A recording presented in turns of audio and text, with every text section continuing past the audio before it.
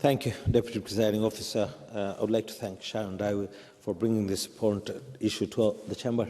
I visited Linlithgow Palace earlier this year and met with some of Historic Environment Scotland team working there.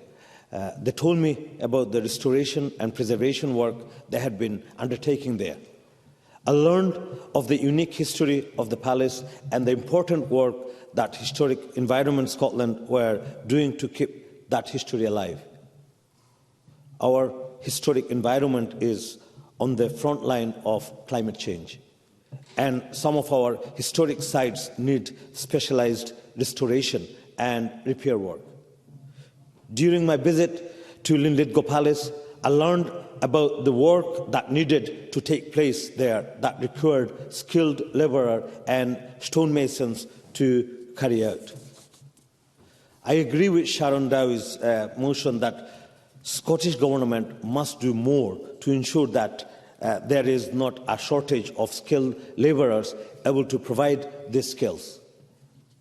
Modern apprenticeship in stonemasonry should be funded and made more readily available.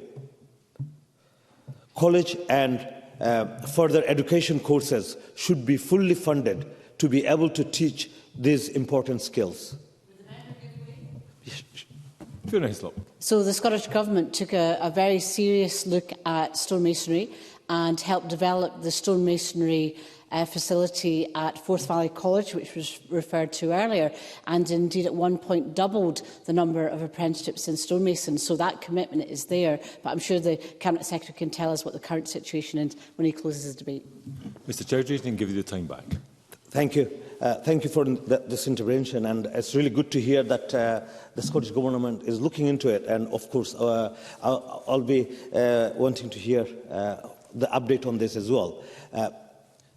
Providing skills to labourers who can help to restore our historic site is crucial to ensure the reopening of some of these sites. Scotland's historic environment provides huge support to Scotland's tourism industry. Statistics shows that the sector generated 4.4 billion in 2019, as well as supporting 68,000 full-time jobs. The local towns and businesses around these sites highly benefit from the increased footfall from the tourists and visitors.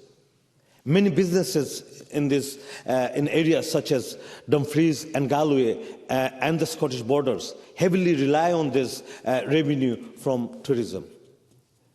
These areas had some of the highest reported percentage of site closures or restricted access at the beginning of 2023.